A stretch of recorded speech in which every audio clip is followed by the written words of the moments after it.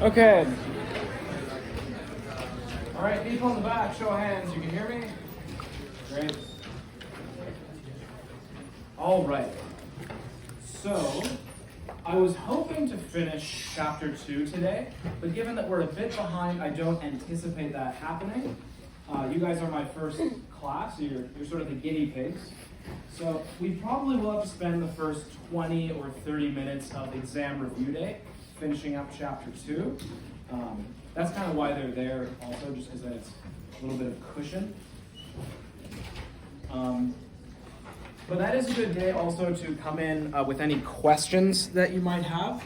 So as you study over the next few days or on the weekend, feel free to have a set of questions ready for class.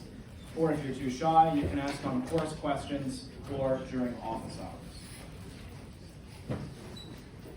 If you have not started studying, I would recommend starting now.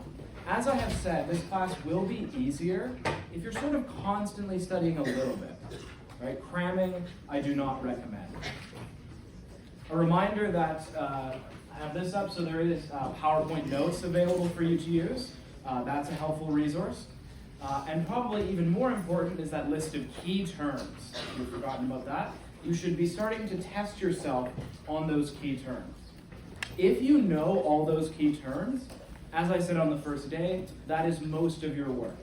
I would say you're 70-80% done your studying if you know all those terms.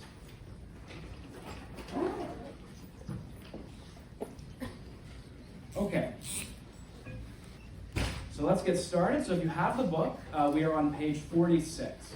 We're going to be talking about different types of research methods. And the first one I'll say a little bit about is case studies.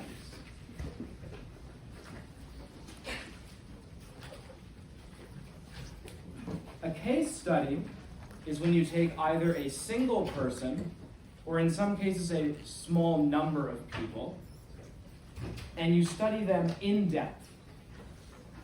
So you don't have a large sample, you can't do any fancy statistics or anything like that. You just study that small group or sometimes just one person in depth.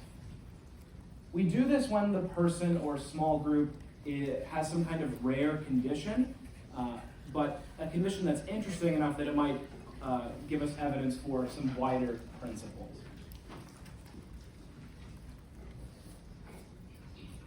This method is used a lot in neuroscience, and the reason is ethics. We can't do the kinds of experiments we would want to do in neuroscience if we want to be ethical scientists. If we really wanted to know what different parts of the brain did, we wouldn't just scan brain activity and correlate it with different psychological responses. We would destroy different parts of the brain and see what the person couldn't do anymore. Because then that's causal evidence, not just correlational. It would give us causal evidence that the frontal lobes do self-control with whatever the task is. By the way, that is what we do with animals. We are much less ethical with animals. I know a grad student at this university who used to work with animals, but gave it up because she couldn't live with herself, but she was constantly, killing rats and stuff like that. And it's weird because they make you be nice to them while you're doing the study, but then you kill them at the end anyway. So, but with rat neuroscience or monkey neuroscience, we actually systematically destroy different parts of the brain and just look at what they can't do anymore. So in the case of, say, human vision, we have a pretty good idea of how human vision works in the brain, because it's pretty similar to how it works in other animals, and we can just destroy parts of the brain and see what they can't do anymore. We at least have enough ethics to not do that with human subjects, so what we do is we wait for people to hurt their brains on their own.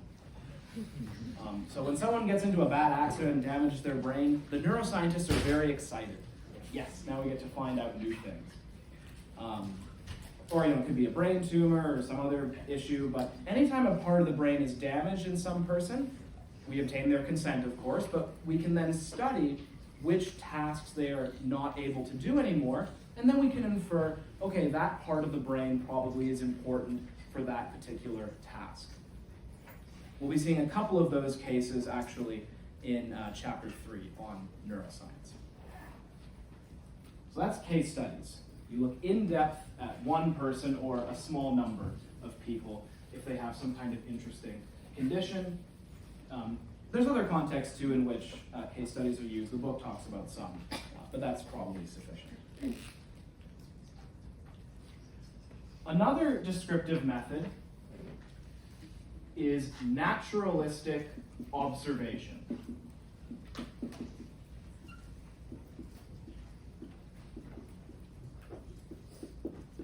I mentioned this in passing last class. I may not have given the name.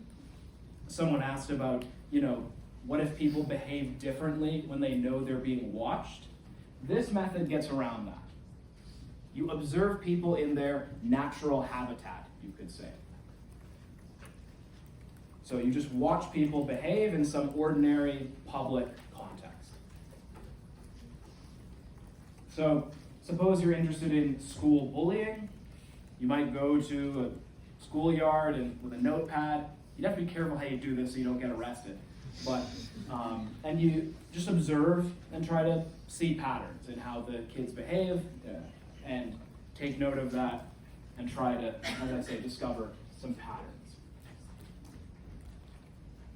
This is a very good method for sort of finding patterns, generating ideas, but on its own, it's not really rigorous enough to get published, at least not in good journals. If your study only includes this, you'll have a tough time getting it published in a good journal because you don't have any experimental control. You can't really make any cause and effect inferences. So it's a good first step, but it's not a very good last step.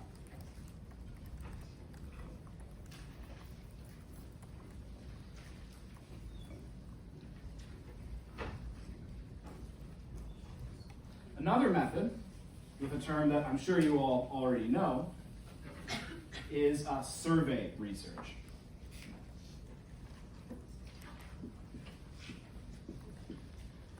So with surveys, you give questionnaires. So many of you will be doing some form of survey this semester to get your research participation credit. The easiest way to do it is to do one of the online surveys that are available through RP. So you just answer questions either on a paper and pencil test or over a computer. There are some terms you should know that relate to this. One is population.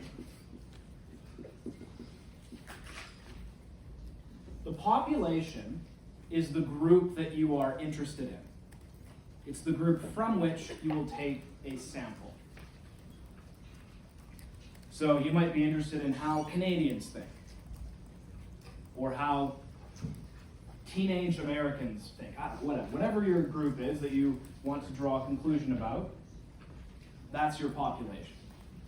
Now typically, it's too hard to study the whole population. There are some exceptions. There was a time when they gave every 11-year-old in Scotland an IQ test, but that's rare. Typically, you don't study the whole population. You get a sample.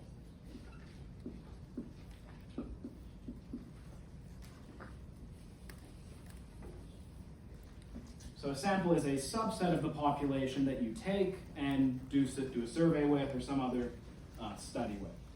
This section is in the survey section, but it applies to experiments and other research methods as well. Now, in psychology and other social sciences, we want the sample to be a representative sample. How many of you have heard that term, representative sample? Actually, not too many. If a sample is representative, that means that it is similar to the population in terms of demographics. A lot of early studies in psychology did not have this. So for example, if the population is 50% male, then your sample should be 50% male, at least approximately. If the population is, I don't know, 10% ages 20 to 30, then the sample should also be 10%, 20 to 30.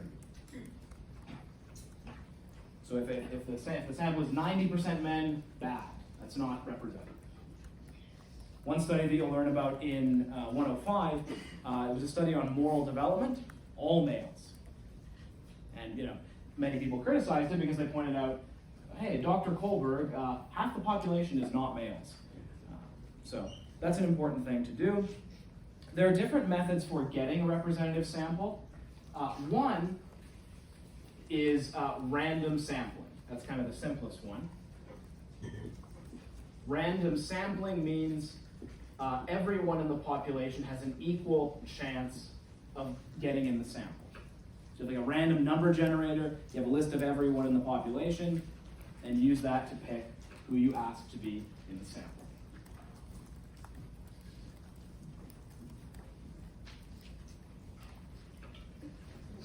I'll note, this is not the same thing as random assignment.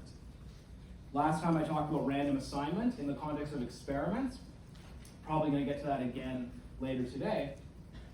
Random assignment is when you already have a sample and you randomly put those people into two conditions.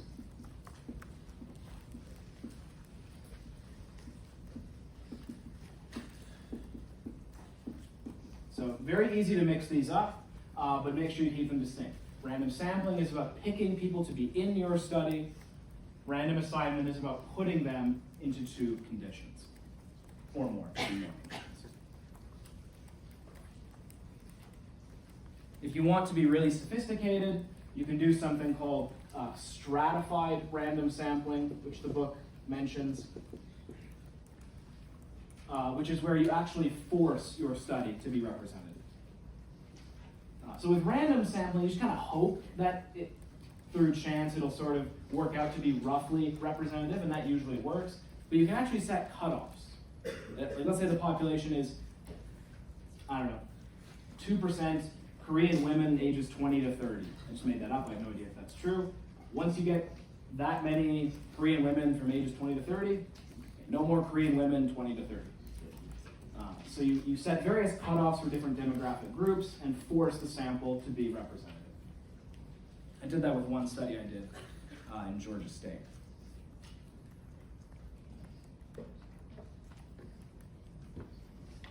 Okay, any questions about, oh, yes, sir. It's about naturalistic observation. Is that Oh, yeah. does that mean more of a basic or applied research? Again, it could be either. I would think typically it would be basic. You're looking for patterns, but you could be doing it with the aim of some kind of practical benefit. So typically research methods will not automatically fall into one or the other. It depends what your research question is. Any other questions? Yes, sir. Don't you get the problem with biasing in your results because people are voluntarily signing up for surveys? Yes, exactly. This isn't in this book, but if you go on to take statistics classes or research methods, this is an issue called, I believe, response rate. So you call a bunch of people to be in the survey, and then the kinds of people who agree to be in the study might be systematically different from people who don't. There was a stand-up, I forget the exact bit, and I won't get it exactly right, but where he says, 40% of Americans think the world is 6,000 years old, and he says, that's you can't trust those surveys, because 90% of people just say, some joke, hang up, don't even answer. So it's 40% of the 10% of idiots who actually, answer the phone. So yes, that is an issue with this method. Any other questions? Okay. So, the book, at this point, uses various statistical terms and points you to an appendix. So there's an appendix that includes some basic statistical terms. Don't worry about the appendix. It is not testable. However, there is a small number of terms from the appendix that I will define for you that are testable. They're listed in the key terms, and you should know them for the test. So you can read the appendix if you want to brush up on it, but only what's in the lecture will be testable.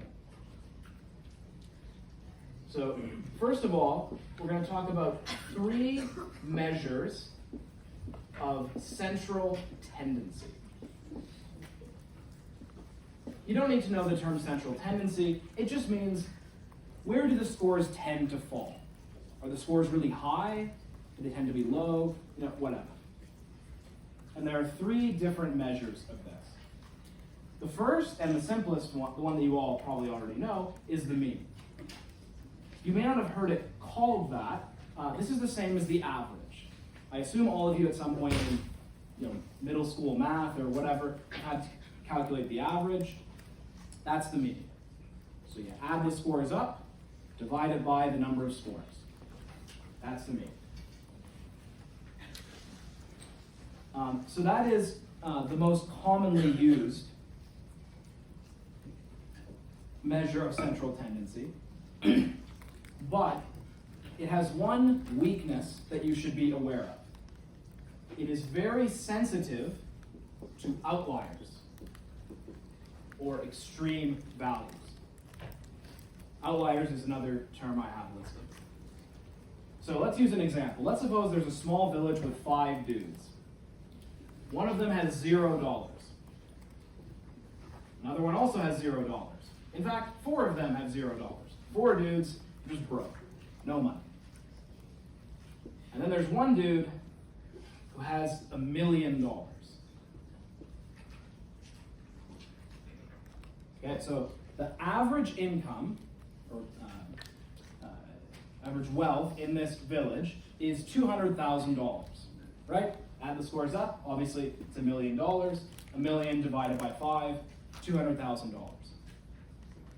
So suppose I say that, I say, hey, this village doesn't need any help. It's a wealthy neighborhood. The average income is $200,000.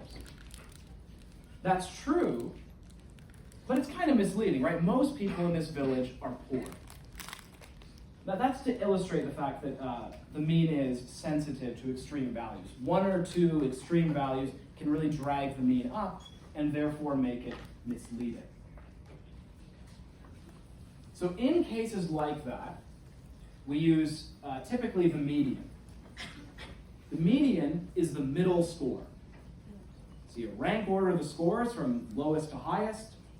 Whatever the one in the middle is, that's the median. So if there's 5 guys and one of them has $1, one has $3, one has 5, one has 17, and one has 250, whatever, 5 is the median. Order them from lowest to highest, that's the median. For whatever it's worth, that is the value we typically report in national statistics about income. If you Google average household income, you actually will not find the mean, unless you dig really hard. You'll typically find the median for exactly this reason. There's a few billionaires in Canada, so they kind of drag the average higher than it should be. So we typically report median household income.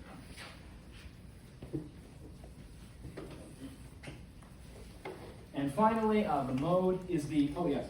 So for medium, what if it's you get like an even number? Good question. If it's an even number, you take the 2 middle scores, add them together, divide by 2.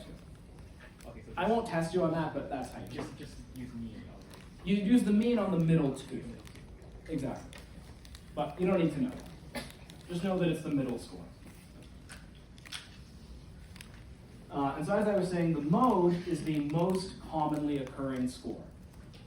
So, okay, someone has $1, 2 people have $2, 3 people have $3, and 1 guy has $15. Okay, 3 is the most commonly occurring score. It's the mode. It occurs 3 times. It will typically be around the middle, but not always. I mean, it could be, it could be that 3 people have $15. Whatever. Whichever score occurs the most times is the mode. Sometimes you'll get what's called a bimodal distribution. So in some classes, the grades kind of look like this. There's kind of 2 points at which people get the 2 scores at which the most people occur. So there's a lot of people have a really bad grade, and a lot of people have a really good grade. Hopefully not this class, but it does happen.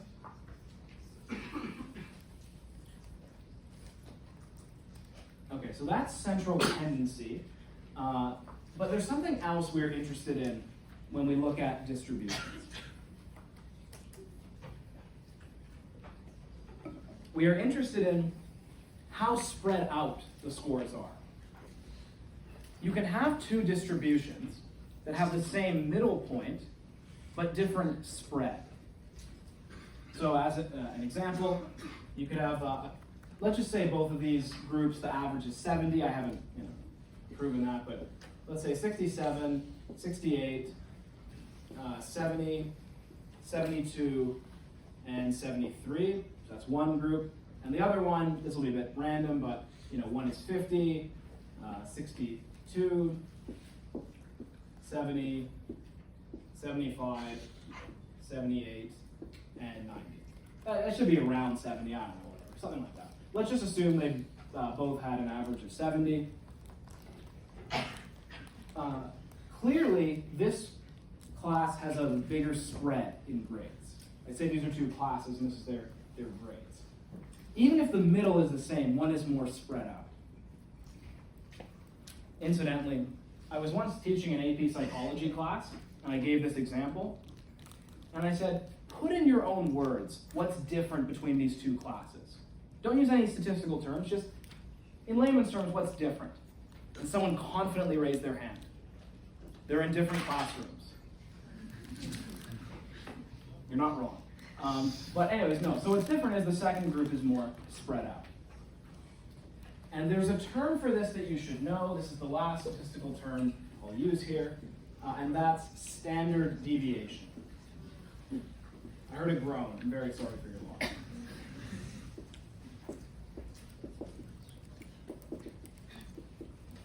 There's a way to calculate this, which you will not need to know. All you need to know is kind of the layman's definition.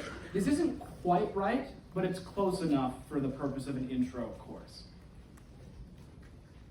How far away, on average, are scores from the mean? So some scores are really far away, some are really close. How far away on average are they? If you go on and take stats, you'll learn how to calculate it in detail, but that's not necessary for this class. So for example, with IQ, the average IQ score is 100, and the standard deviation is 15. So 15 is how far away on average people are from 100. Okay, any questions about these statistical terms? Okay. So as I say, the appendix is optional. All you need to know is what I've just said. Okay, so now we come back to correlations, which I started last class with. So I'll briefly review that and add some new stuff. So just to refresh your memory, a correlation is when two variables vary together. So let's say, for example, how much chocolate you eat in a week is correlated with happiness. I doubt it would work out like this, but let's just suppose. Eat more chocolate and you're happier. This would be a positive or negative correlation? Positive, great. So that's what I explained last time, that correlations can range from positive to negative. But you should also know that they can vary in strength. And for the test, I may give you, actually I'll say I will give you, some examples of scatter plots, and you should be able to tell which one is stronger than the other, and whether they are positive or negative. So to start off, here's what a correlation of 1 would look like. I believe I showed this last time. So that is a perfect positive correlation, right? The dots are all on the regression line. If I know your score on this variable, I can perfectly predict what your score on the other variables will be. You will never see that in psychology. A correlation of, so this would be 1, positive 1. a correlation of 0.9 might look something like this, right? Pretty strong.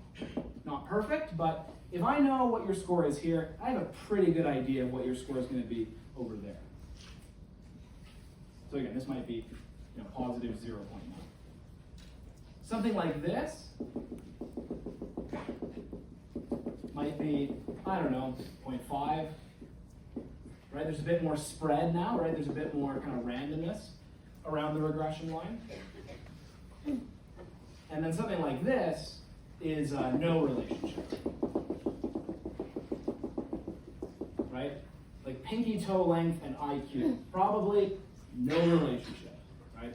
If I know how long your pinky toe is, I have no information about how smart you are.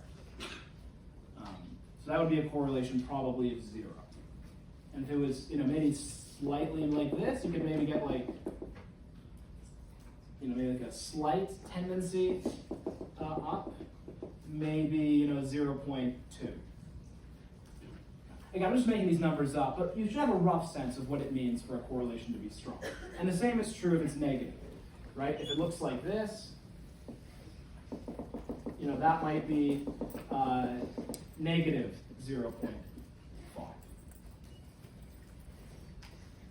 So the strength of the correlation corresponds to how far away from 0 it is.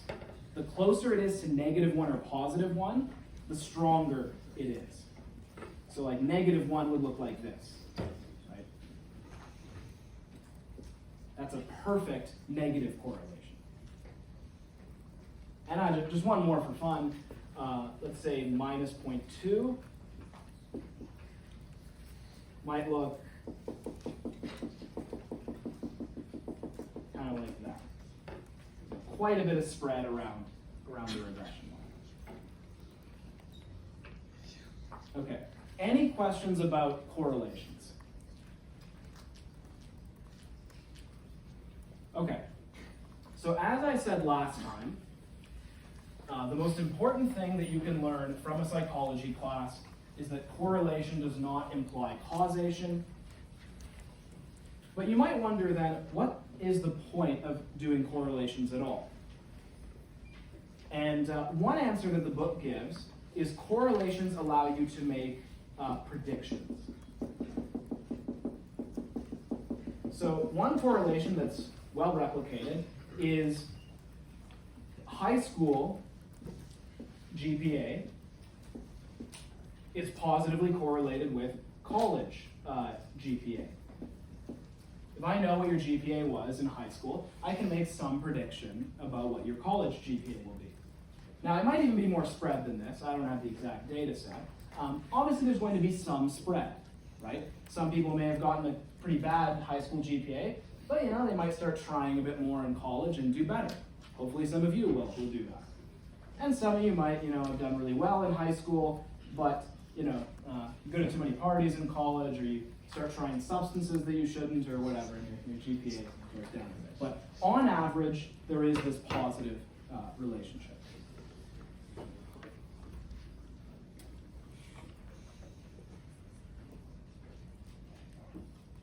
Okay.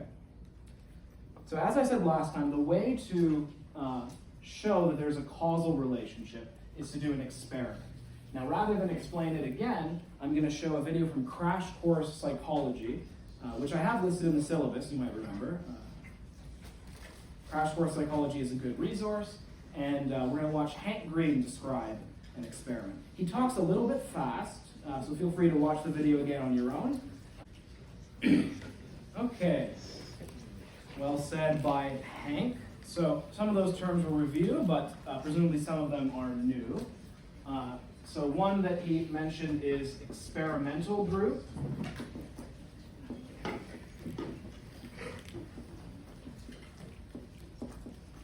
And control group. So if you think back to the last class, I gave the example of sports. You make one group of kids play 5 sports for a year, you make the other group play no sports. The experimental group would be the 5 sports, and control group would be the no sports. The experimental group is the one that you give a high dose of the independent variable, And the control group is the one you give none of the independent variable, or at least a lower dose of it.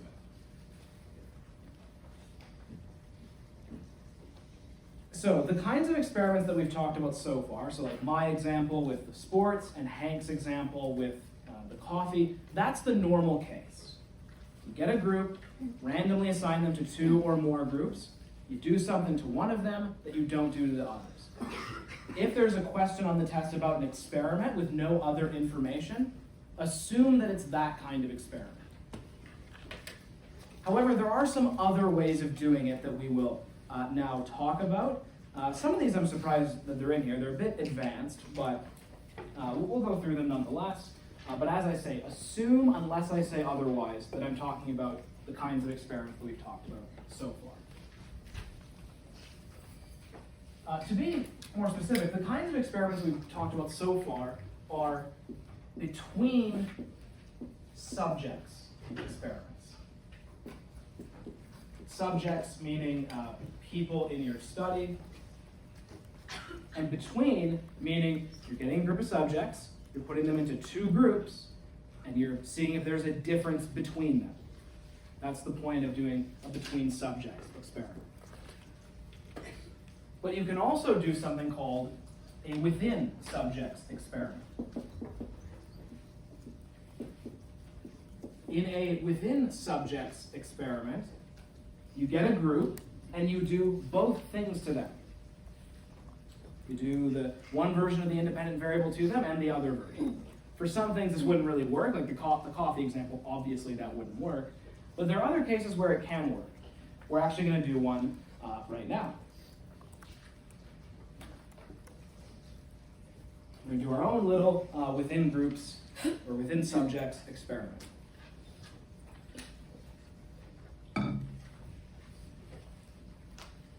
Here's how it's going to work. I'm going to read a list of, I think 8. Yes, 8 word pairs. Here's the first condition.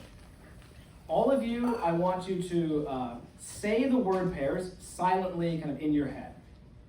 So if the word pair was jar, hammer, it won't be that, but just suppose, in your head you just go, okay, jar, hammer, and then so on for the next ones. Pretty simple. Any questions? Okay, so I'll go through the 8. Say each of the word pairs silently in your head. Zebra, jeans. Banana, moon. Chocolate, textbook. Toe, ketchup. Insect, scientist. Thermometer, knife. Box, chair. Can, pepper. Okay, so now on your tablet or piece of paper or whatever, I'm going to say the first of each of the word pairs. So just write down 1 through 8, and for each one, try to remember what the other one was. This will not be graded. You will not lose marks for getting a low score. And in fact, on the first one, I expect you won't do very well. If you do, congratulations. Number 1, zebra. Number 2, banana.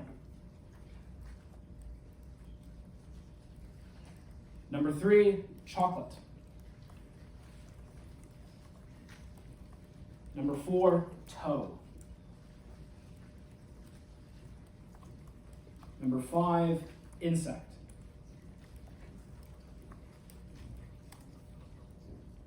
Number 6, thermometer. 7, box. 8, can. I see some people laughing. Okay, so we will now grade this. Although again, not for marks, obviously. Okay, number 1, the answer was jeans. 2, moon. 3, textbook. 4, ketchup. 5, scientist. 6, knife. 7, chair. And 8, pepper. Okay, so that's condition 1. Your scores don't matter. Condition two, we're gonna do the same thing. 8 word pairs, different words this time. But now, instead of saying it in your head, I want you to visualize the two things together. So if it was jar, hammer, picture a hammer in a big jar. In some way, put the two things together. Okay? So not saying it, visualizing it. Okay. Visualize, don't say. Dog, dress. Apple, toilet. Cow, shoe. Boat, tree. Table, baby. House, backpack.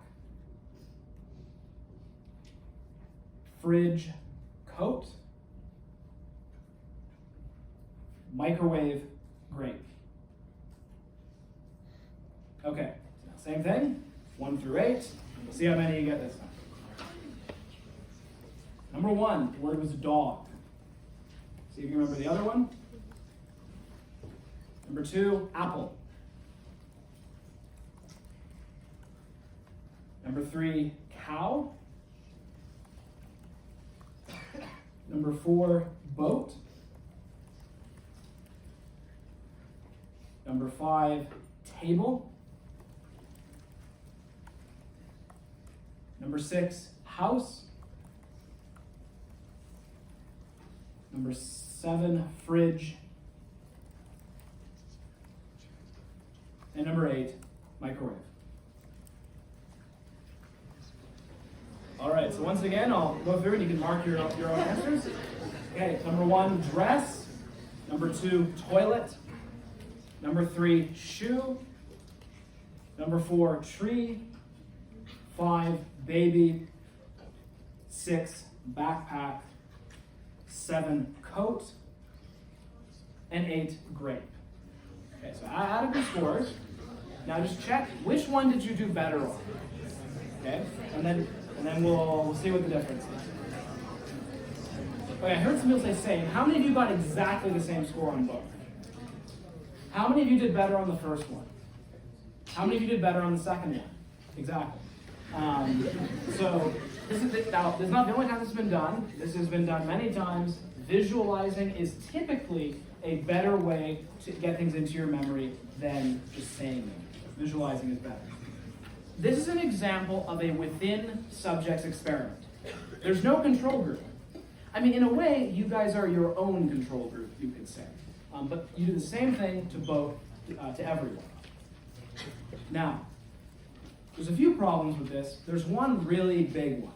Can anyone tell me what the biggest problem is with this study? I'll give a hint. So there's two levels of the independent variable: visualizing and saying. We did this activity twice. Is there any difference between the two conditions other than visualizing versus saying? Someone say it. Exactly, you both said the same thing. The order, right? It could be that you guys did better the second time because it was visualizing, or maybe it's because you're more practiced. You're kind of used to the activity, you know what to expect. Some of you did worse on the second one. Maybe some of you got bored. You're like, I hate this activity. This class sucks. So then you don't do as well the second time. So that's a problem, and it is the reason why in within subjects experiments that are done more rigorously, you do something called counterbalancing.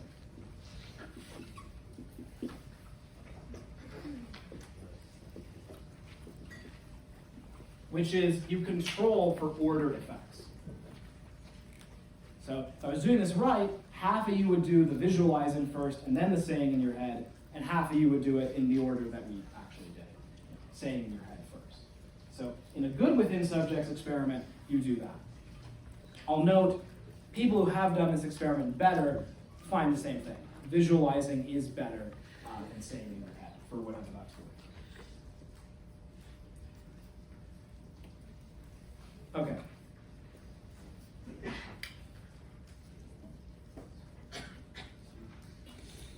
Any questions about the difference between these two types of experiments? Okay, one more type of experiment. So both of these methods manipulate just one independent variable. But you don't have to do it that way. You can manipulate more than one independent variable at a time. I will only have at most one question about this. This is a bit more advanced, but I'll give an example to try to help you see how this works. So, suppose I'm interested in the effect of caffeine on mood. So my hypothesis is that caffeine affects mood. But I think that the effect of caffeine depends on the room temperature. Excuse me. If the room temperature is high, like if it's hot, caffeine will make you unhappy. You'll be jittery and agitated in the heat. If the room temperature is low, if it's cool, the coffee makes you happier. It kind of gets you more energy and more ability to bear with the cold. I just made this up. I have no idea if that's true, but let's suppose I wanted to test it. What I would have to do is manipulate both caffeine and room temperature. So there's going to be 4 conditions. Actually,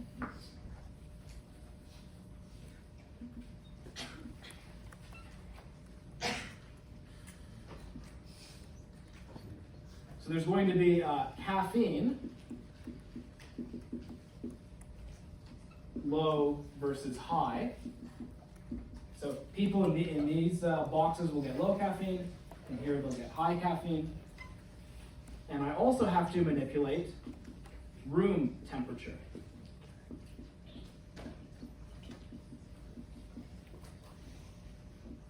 Low versus high. So people here are going to be put in the low temperature room, people here are going to be put in the high temperature room. And I do the same thing. I randomly assign people to these conditions. I'll need a bigger sample if I want to have the same statistical power, but that's what I do. I put people in these 4 conditions. So if my hypothesis was right, remember my hypothesis, caffeine makes you happier if it's a cold room, but sadder if it's a hot room. So what I should expect is, for this row, it should be,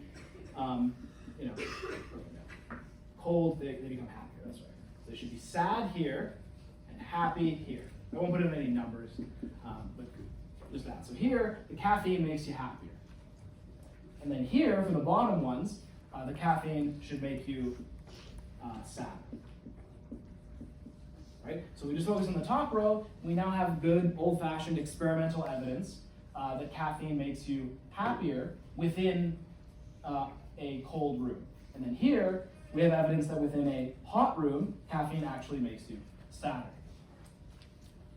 That pattern would be an example of what the book calls an interaction. This is a good word to know. It might be on the test.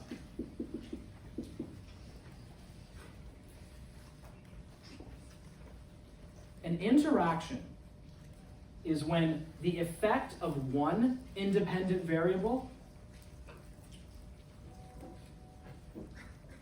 depends on the other independent variable.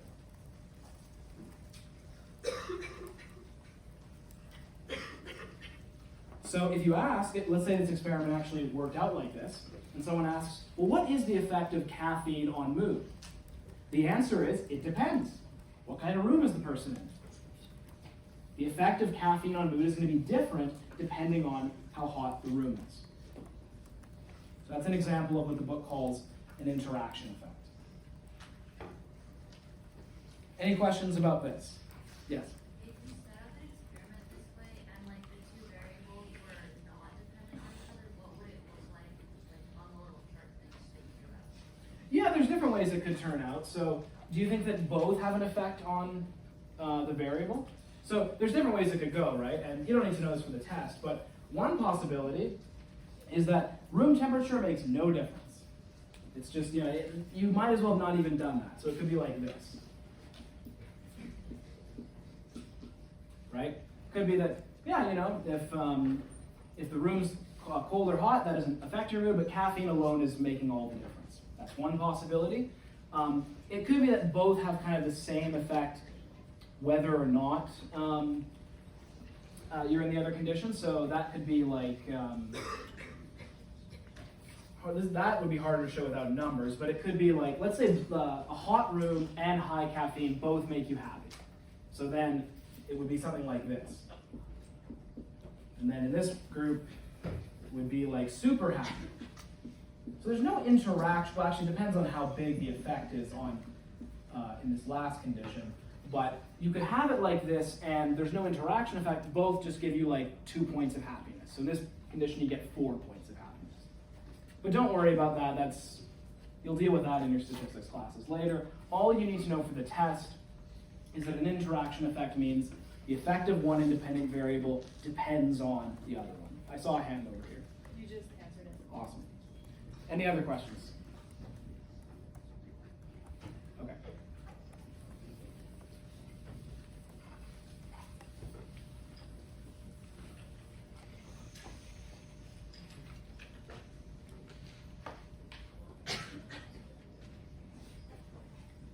Now we will return to the concept of validity. So you'll remember that last time I talked about validity in the context of measurement. But unfortunately, psychologists are not very clever. So there's another sense, or pair of senses of the word validity that fall under a different, that are capturing something very different. So here, just to briefly remind you, validity was about, is the test measuring what it's supposed to measure? So like an IQ test, is it measuring intelligence? If it is, then it's valid. It's a valid measurement. But there's two other kinds of validity that the book talks about. Internal validity and external validity. These two are related, and there's not a term that brings them together, but in the key terms, I've put forward the term validity of experimental design. You don't need to know that, I just made that up. But that's basically what both of these are getting at. They're getting at, did you set up your experiment properly? So you can call it validity of the study or experimental design, whatever. It doesn't really matter, but it might help you just to group them together because they're both similar in a certain way and different from this other sense.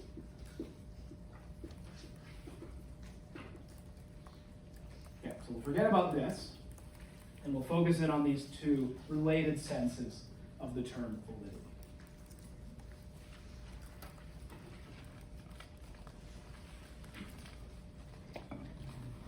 So I'll start with internal validity. Internal validity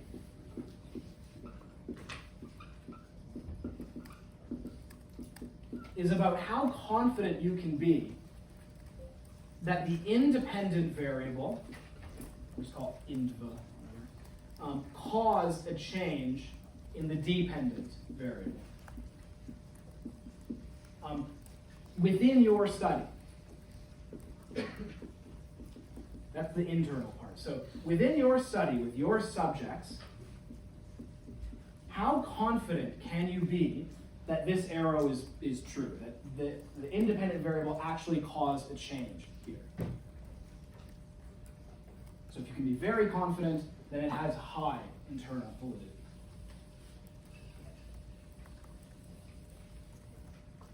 The main threat to that kind of validity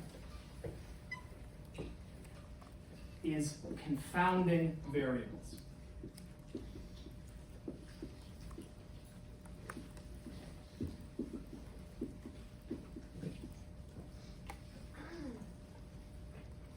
The definition of these is good to know.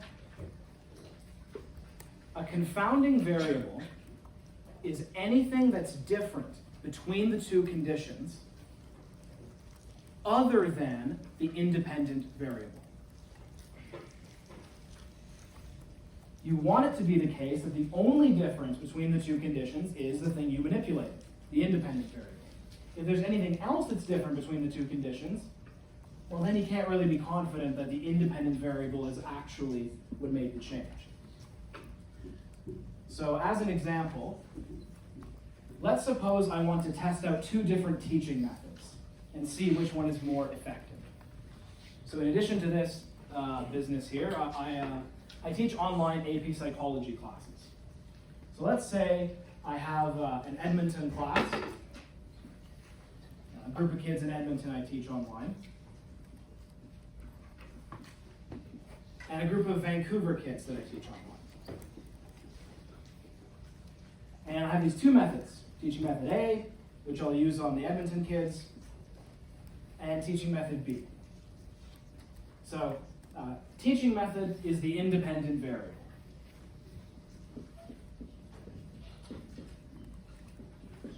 That's the thing that I'm manipulating. So I use method A with the Edmonton kids, method B with the Vancouver kids.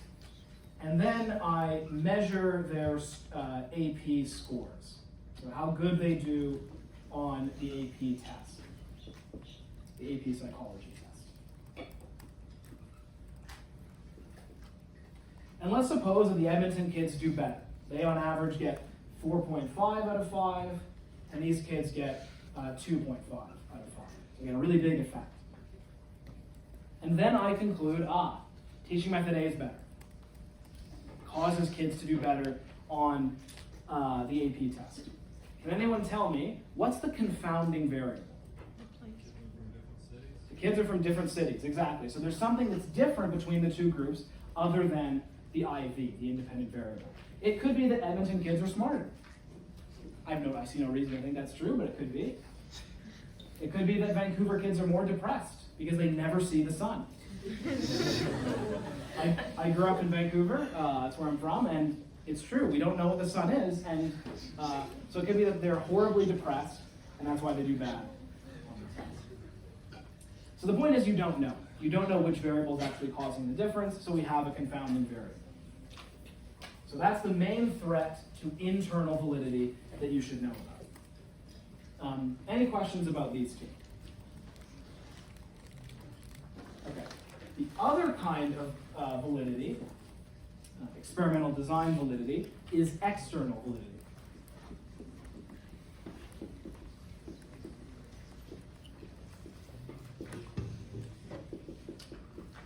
So remember that this part, that internal validity is about within your study, can you be confident that the independent variable caused the change in the DV? External validity is about how confident can you be that the results of your study will generalize beyond your sample or beyond your experimental context.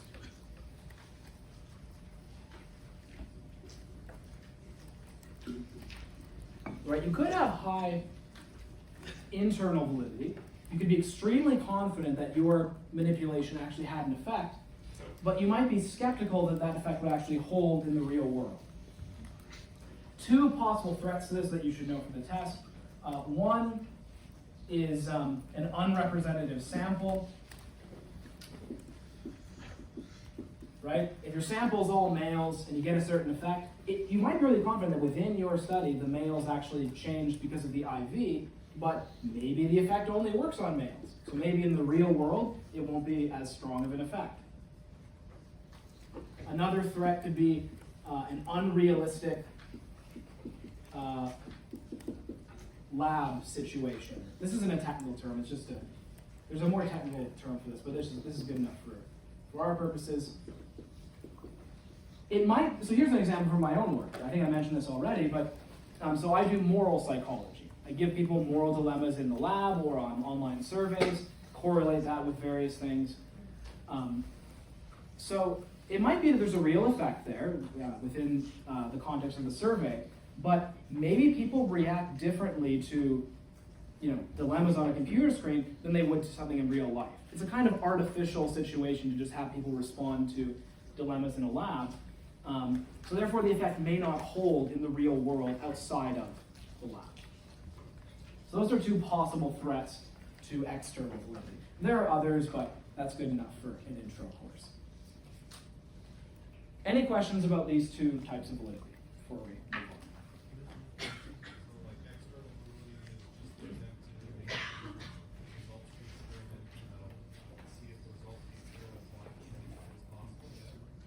let's see where you are, but say that again.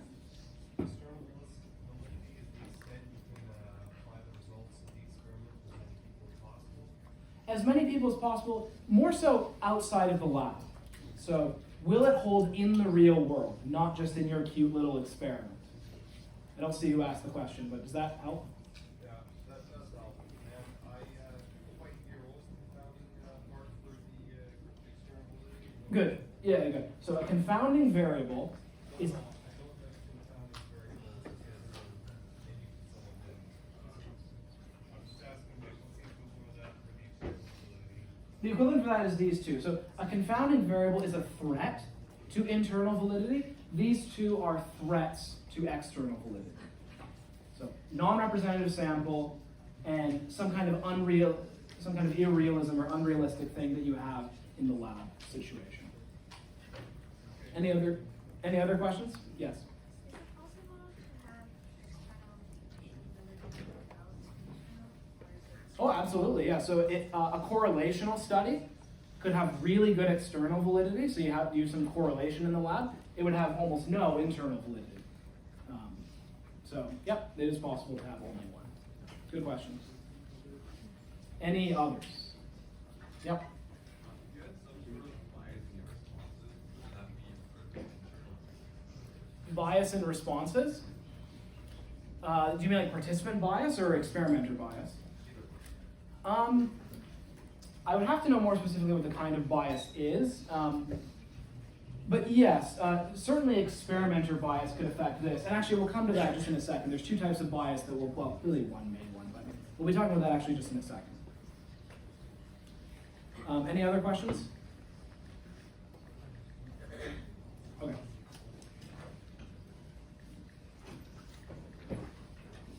So we'll move on to something that Hank briefly mentioned in the video, and many of you may have heard of this already, and that's the placebo effect.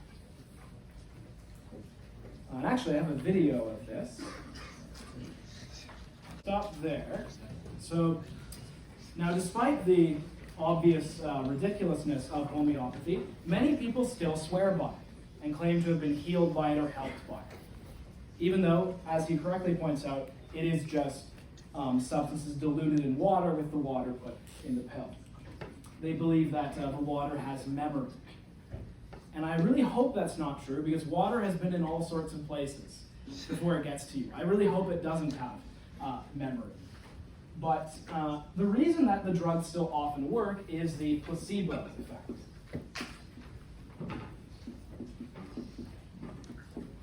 So the placebo effect just refers to the fact that when you believe something is medicine or believe it will work, it does have some positive effect. Here's one concrete example from psychology that you don't need to know for the test, but it's an interesting illustration. Suppose we have three groups of depressed people. And one group, we randomly assign people to three groups. One group gets nothing, one group gets a placebo, and one group gets an SSRI antidepressant.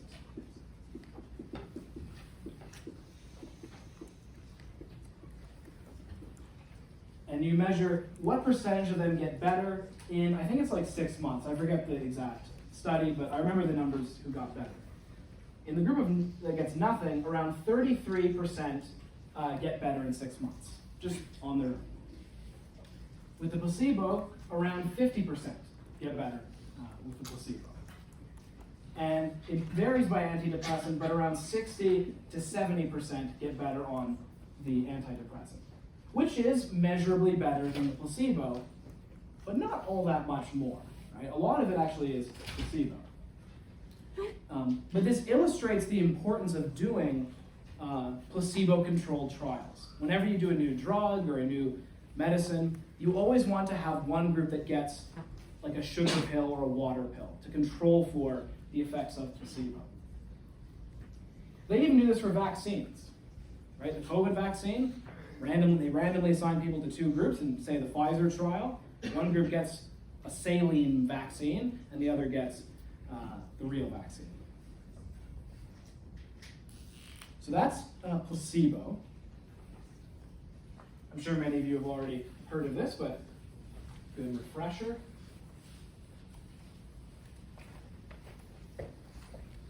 So someone mentioned bias. There's one type of bias that you should know in this context, and that's experimenter expectancy effects.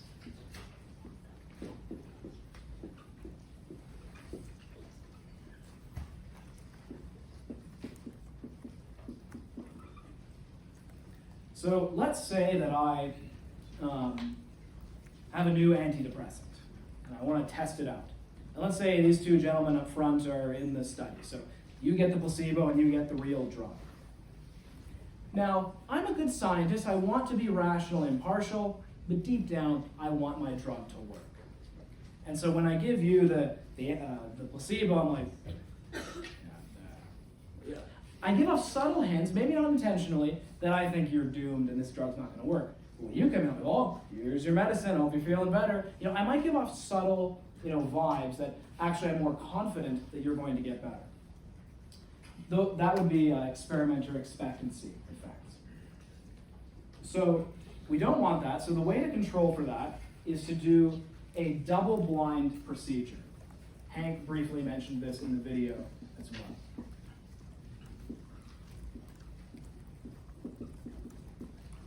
So double-blind, I should say single-blind, means that these subjects don't know which condition they're in, which obviously that's good.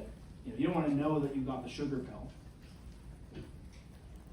Double-blind means neither the experimenter nor the subjects know who's in which condition. So that eliminates experimenter expectancy effects. Obviously, someone knows. Someone in the lab in the back who's doing the statistics, they know who's in which group. But the person actually dealing with the subjects, in this version, they don't know who's in which group.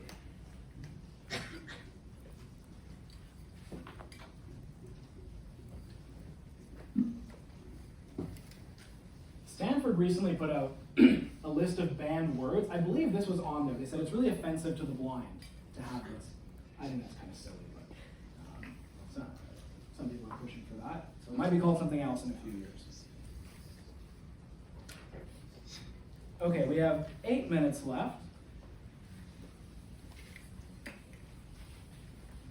So in that time, and we're actually about where I wanted to get to today, so we'll probably only have ethics left and maybe one other thing for next Tuesday, so that's good. I want to talk about the importance of replication.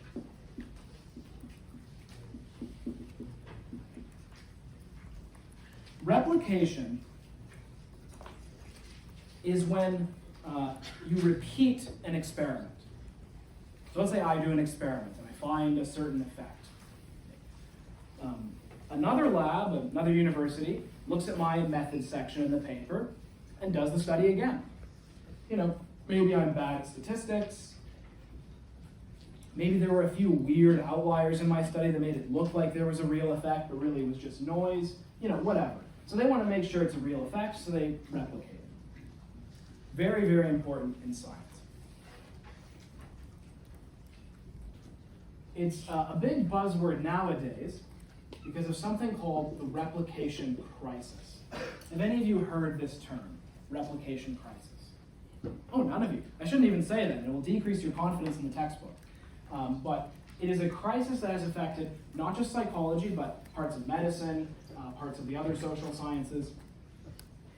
And it started in the early 2010s when groups of researchers decided to do the following test. They took a bunch of studies from random prominent psychology journals and just tried to replicate the effect. Just did the same study and tried to see if they got the same effect. It depends how you define what counts as replication, but by some measures, around half or less than half of psychology studies in prominent journals replicate. That's bad. That's not good. And if any of you go on into psychology, this is something that psychologists are very concerned about right now. And I'm going to add 2 terms, and I apologize for these terms. They're a little advanced. but they're very helpful for understanding how psychological research is done. On exam review day, these terms, I'll tell you roughly what the question will be on the test, because it is a bit advanced, but I think it will help you if you go on into psychology or actually any of the social or biological sciences. Hopefully I have enough time for this. Yes, I should. The two terms are p-value and statistical significance.